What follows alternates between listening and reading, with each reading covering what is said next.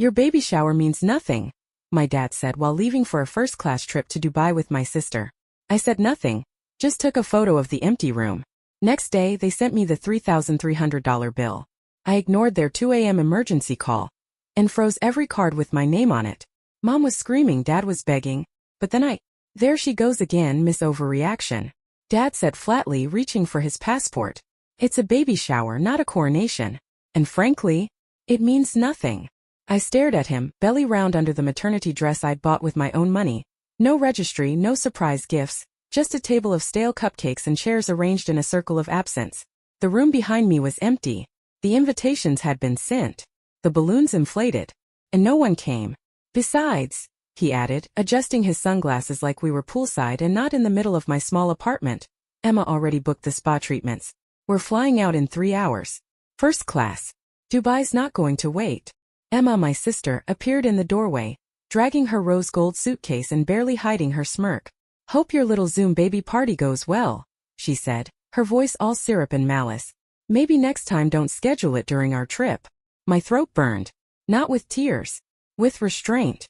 They left like they always did, like they were the center of the story and I was just a footnote. My mother hadn't even answered the group text.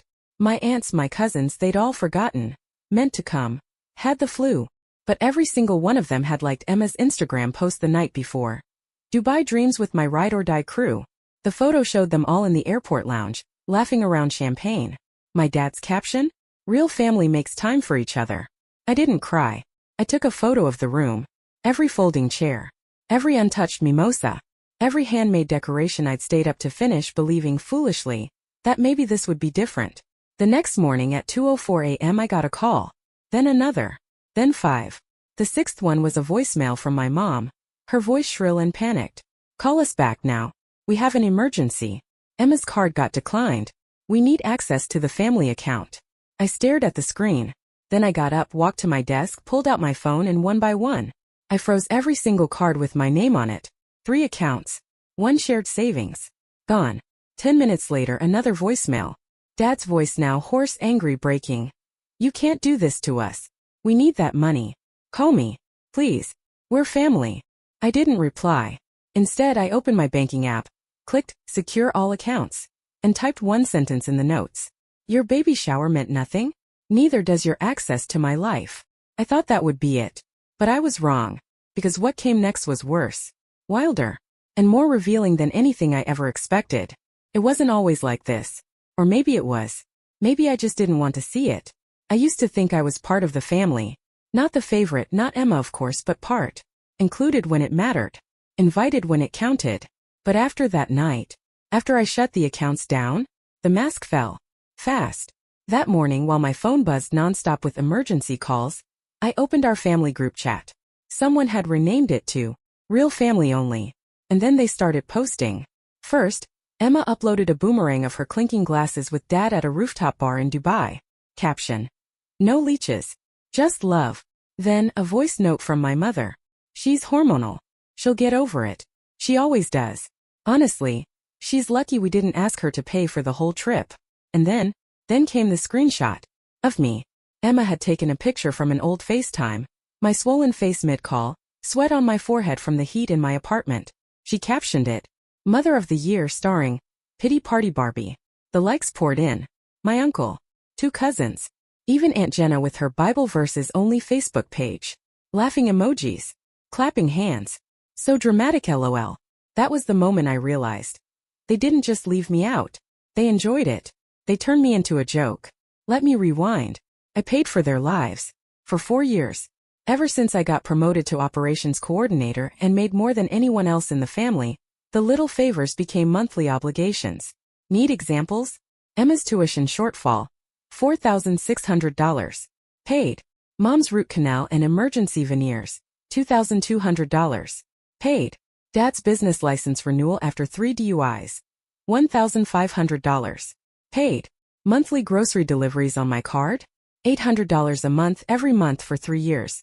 And then there were the gifts that weren't gifts. Hey sweetie, I saw this sofa online. Can you order it for us? We'll pay you back. They never did. Emma's birthday is coming. Maybe you can send her to that Bali yoga retreat? I did. I even flew out last year to Emma's baby shower. She wasn't even pregnant. Just manifesting. My gift? A brand new stroller with Bluetooth, a matching diaper bag, and a $500 Amazon gift card. When I asked if anyone remembered my birthday that year, silence. But things started to unravel months before Dubai. I should have seen it coming. I noticed small transactions on my secondary account. Unfamiliar stores. Charges in places I hadn't been. One was a jewelry store. Another, a luxury baby boutique. I asked Mom. She said it must be fraud and she'd look into it. That night, Emma posted a picture on Instagram. Her wearing a diamond mama necklace. Spoiled and glowing thanks to my angels. It was the exact amount as the charge I flagged. I called the bank. Turns out my dad had been listed as an authorized user on the card since 2019. I never approved that. I never even knew. The next week I tried to call him. Not to scream. Just to ask why. He didn't pick up. Instead, he posted a Facebook memory of him holding toddler Emma on a carousel, with the caption, "Some kids are worth everything. Others are just lessons." Then came the baby shower bill. $3,300. Split between catering, decorations, and venue booking. Except, I paid for none of it. I threw the party in my apartment. I made the cupcakes myself. They must have used my name to book the venue. I called the event company. The receptionist sounded awkward when I asked why I was being billed. Your father signed the contract and gave your name as the sponsor. He said it was a surprise." "Right. A surprise bill." I laughed. Then I cried. Then I emailed them back. "Declined. Please pursue the signer directly." 2 nights later the doorbell rang. It was 2:13 a.m. I didn't answer. But I checked the peephole and saw my dad, disheveled, eyes wild, holding his phone and waving it in the air. He was yelling. I muted the ring. An hour later I got an email from Chase. "A shared account holder has attempted multiple failed login attempts. Your account is temporarily locked." I stayed calm. I froze everything again. Credit, debit, even the store card Emma used, for baby stuff. And then I dug deeper. I opened the old shared Google Drive folder we all had back when we did family planning, vacations, budgets. There, in the trash bin I found it. A spreadsheet titled Emergency Distribution Plan. Last edited by Emma. Column A. Who has what? Column B. How to access if she cuts us off. I scrolled. My name. My cards. My login hints. Even a note from Dad. Try guilt first. If not, tell her mom's sick again. I didn't know whether to scream or laugh. So I did neither. I just downloaded it all. Then I clicked print. Because if this family wanted a war, I was about to give them one. And I wasn't bringing cupcakes. I chose the cafe carefully. Not too public. Not too private. The kind of place where the smell of overpriced lattes and stale croissants gives you a false sense of civility. I arrived 20 minutes early. Sat in the corner booth. Ordered nothing. Then I placed the folder on the table. Inside, the $3,300 invoice from Miravail Banquet Hall. A copy of the contract signed by Robert Thorne, my father. An email exchange with the venue manager, confirming he used my name and email. A screenshot of my bank account frozen. A list of shared accounts they'd accessed. And finally one small black USB stick. At 6:12 p.m. they walked in. Dad first, in a polo shirt like he was heading to a golf game. Emma, sunglasses on her head indoors, scrolling Instagram. Mom quiet, clutching her purse like it was full of secrets. They sat down like it was just another family dinner. "Sweetheart," Mom said, forcing a smile. "We've been worried about you. You've been distant." Emma scoffed. More like hostile. Dad didn't speak. Just stared. I didn't return the smile. Instead I reached into the folder and pulled out the invoice. Laid it flat in front of them. "Miravail Banquet Hall," I said calmly. "Invoice sent to me. For a party none of you attended. Signed by you, Dad." He blinked. "That's not." I flipped the page. "This is your signature. The same one from your driver's license." The venue manager confirmed it. Emma leaned forward, snatched the paper and laughed nervously. "That's not even a real charge. We canceled everything." I smiled. "No, you didn't. You kept the booking but never showed up. When they followed up, they were told I was responsible. You see this line?" I pointed. "Client agreed to cover all costs regardless of attendance. Authorized by R. Thorne. Sponsored by M. Thorne." Silence. "I threw my own baby shower," I said. "In a room you all ghosted. And the next day I got this bill. That you forged in my name." Dad finally spoke. "We thought you'd want it to look nice." My voice dropped. You went to Dubai. Emma's tone sharpened. Why are you making this about money? You've always been the martyr. I reached into the folder again and pulled out the email. Read it aloud. Hello, Ms. Thorne. As requested by your father, we have updated the billing to reflect you as the primary contact. Since the party was a no-show, we unfortunately cannot refund catering or venue fees. Best, Lila Sanders, events manager. I never spoke to Lila, I said. But she sent me this. Then I opened my phone. Clicked on voice memos. Hit play. Lila's voice filled the booth. He said he was throwing the event for his pregnant daughter but didn't want to bother her with details. He gave us your email, your number, and even said you'd expect the bill. I thought it was a bit odd, but hey, families are complicated. Dad looked like he was about to say something. I didn't let him. Instead, I looked to my left and raised my hand. From the back of the cafe, a tall woman stepped forward in a navy blazer and name tag. Lila Sanders, Mirrorvale Banquet Hall. Yes. I'd invited her. I didn't know you were coming, Mom whispered. No one ever does, I replied. That's kind of the theme here. Lila reached the table and smiled politely. Hi, Robert. Melanie. Emma. Nice to see you again. Or meet you properly, I suppose. I'm the one you lied to. Emma's jaw dropped. Dad tried to stand. This is harassment. No, I cut him off. This is clarity. Lila pulled out her copy of the contract and placed it beside mine. Identical. Then she reached into her purse and placed a photo on the table. It was from their security camera. Dad. Emma. Signing papers in the hall office. Time-stamped, 3 days before my shower. Emma muttered something under her breath. Mom stared at the wall like it might split open and swallow her whole. Lila calmly turned to me. If you'd like to pursue legal charges, the paper trail is solid. But I'll waive the bill as discussed. I just wanted them to know they almost tanked our vendor rating because of this mess. I nodded. Thank you. She left. Dad slumped in his seat. You ambushed us. No, I said. You ambushed me. I just brought lighting. Then I slid the USB stick across the table. Emma didn't touch it. What's that? She asked, voice low. Proof. Screenshots. Chat logs. The spreadsheet you called emergency extraction plan. The fake messages you photoshopped. The one where I call you a bitter version of me she invented. Which, by the way, is insane. Emma's face turned pale. I showed them to a lawyer, I continued. You edited my messages. Created false abuse claims. Do you know what that's called? No answer. Defamation. Fraud. Identity misuse. Dad stood. You wouldn't. I looked him straight in the eye. You said my baby shower meant nothing. That family doesn't matter. That I'm overreacting. But you signed a $3,300 scam in my name, while sipping champagne at an infinity pool. Then I stood up too. I've frozen every account. Every card. Every backup you ever had. This time you begged someone else. Emma hissed, you're just mad no one wants to celebrate you. Wrong, I said, picking up the folder. I'm just done financing people who never did. As I turned to leave, a voice called out. Wait. I stopped. It was Mom. She finally spoke. Tears in her voice. Not from guilt. From exposure. We didn't think you'd find out. I didn't look back. I just said you never think I see. But I always do. Then I walked out of the cafe. And slammed the door on their entire illusion. The cafe confrontation was on a Thursday. By Sunday morning the video had 1 million views. Title? Your baby shower meant nothing, a story about family, fraud, and free flights to Dubai. Thumbnail, a photo of the empty baby shower room. Caption, this was supposed to be the happiest day of my life. Instead, my family used my name to steal $3,300 while sipping champagne across the world. The video wasn't dramatic. It was surgical. I told the whole story from the beginning. The years I supported them financially. The shared accounts they drained. The group chat mockery. The forged contract. The Dubai trip. Then I showed proof. Screenshots of family messages mocking me.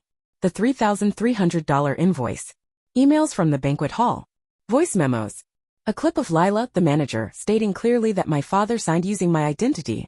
And finally, the spreadsheet Emma created, plan if she cuts us off. I blurred their faces. I never used full names. But everyone in our town knew who I meant. That same afternoon, my inbox exploded. Messages poured in from women. From daughters. From people who had been used the same way. People who said, thank you. I thought I was the only one. You just described my life. I canceled a family wedding for less. Good for you. By Monday, I had 3 interview requests. One from a parenting podcast. One from a small women's media outlet. And one from a national morning show. They wanted to talk about financial abuse in families. How it hides under but we're your parents. how it masks itself with guilt, shame, and fake emergencies. I said yes to all three. But the first thing I posted next was a thread on Twitter, pinned at the top of my profile. When I froze every account with my name on it, they said I was cruel. When I published the truth, they said I was vindictive. But for years, they said nothing when I paid for their groceries, flights, therapy, and lies. Silence isn't loyalty. It's erasure. Back in real life, the fallout was glorious. Mom posted a Facebook status. No matter how old your children get, they can still break your heart. Especially when they lie for clout. Emma followed with an Instagram story. Black screen. White text. Some people will do anything for likes, including ruin blood. Then silence. Until Tuesday night at 1:48 a.m. my phone rang. Blocked number. I let it go to voicemail. It was Dad. Sobbing. Begging. Please talk to us. They froze my business account. Someone flagged the VA fraud. They're investigating. I can't access anything. You don't understand what you've started. I smiled. I understood exactly what I started. I turned my phone off. That same morning I met with a real estate agent. I signed the lease on a downtown office. Big windows. Minimalist desk. Whiteboard. Podcast mic camera setup. By Friday the channel was live. Silent accounts. When Family Becomes Debt. Hosted by me. First episode? Titled, What Happens When You Freeze the Money and They Lose the Power? But it wasn't over. Not for them. Because that same week, I got an email from a woman named Tara. Subject line. You don't know me, but I dated your father. She included screenshots of messages, voicemails of him bragging about getting money out of his grateful daughter, and a spreadsheet he made. Yes, he had a spreadsheet too, with my pay schedule, color-coded, lines like, ask for health excuse 3 days before paycheck, guilt trip after Emma's car payment, mention family legacy if she hesitates. I cried when I read it, not because I was sad, but because it was the final proof I needed. The next video I posted, called it, The Blueprint of Dependence, How My Father Monetized My Existence, and it broke the internet. Not trending #1, not viral for shock, but real, relatable, and undeniably documented. The ripple effect? Emma's coaching business page disappeared. Mom deleted her Facebook. Dad's VA benefits got flagged for review. Their house, the one I used to send money for, officially behind on payments. My old relatives? Silent. Some blocked me. Others sent prayer hands. But it didn't matter. Because I had thousands of strangers writing thank you. And finally, I had peace. And power. For the first time in my life. I used to think I was the problem. Too sensitive. Too dramatic. Too unwilling to just be part of the team. That's what they called it, a team. Except I was the only one paying for the field, the uniforms, the water bottles, and the scoreboard. They never loved me. They loved what I could do for them. What I could give, cover, forgive. They called me selfish when I stopped. They called me cruel when I exposed them. But not once, did they ever call me daughter when it mattered. It's been 4 months. Since the baby shower. Since the cafe. Since the spreadsheet. Since I torched the entire illusion and lit a match under their empire of guilt. A few updates. Dad is under federal investigation for benefits fraud. Emma, her new boyfriend left her. And one of the exes I contacted, filed a restraining order.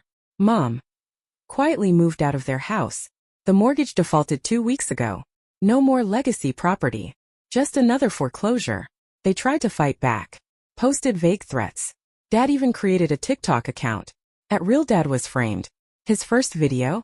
A crying selfie with the caption, Some daughters destroy families for views. Pray for us. Got 18 views. 2 were mine. I didn't comment. I just took a screenshot. And smiled. I don't respond to messages now. Not the cousins suddenly checking in. Not the old co-workers of Dad's who say, he always spoke proudly of you. Not even my Aunt Marlene, who sent me a 4-paragraph email ending with, we were just doing our best. We're still family. No, Marlene. You were just doing your best not to drown while riding my back. But I'm not your lifeboat anymore. And as for my baby, she's due in 3 weeks. Her room is soft yellow. Her crib is handmade. There's no TV in the nursery, just books and light and peace. And every time I walk past the closet, I see the box with the baby shower decorations I bought with my own money. And I smile. 'Cause I'll use them again. Not for a party. For a photo shoot. To show her what starting over looks like. Oh, and one more thing. They invited everyone to Emma's second chance baby shower. Yes, she's pregnant again. Probably hoping someone else will fund this round. The invitation went around my hometown. I wasn't on the list, so I sent something. Not out of pettiness. Out of finality. A massive bouquet of black calla lilies. Each one elegant. Bold. Unapologetic. The card? To the family who taught me what blood really means, nothing. May this baby bring you everything you ever gave me. Not yours anymore. 2 hours later, I got a voicemail from my mother. I didn't listen to it. I deleted it. Because the only thing colder than revenge is indifference. And I was done playing their daughter. Now, I'm just playing me.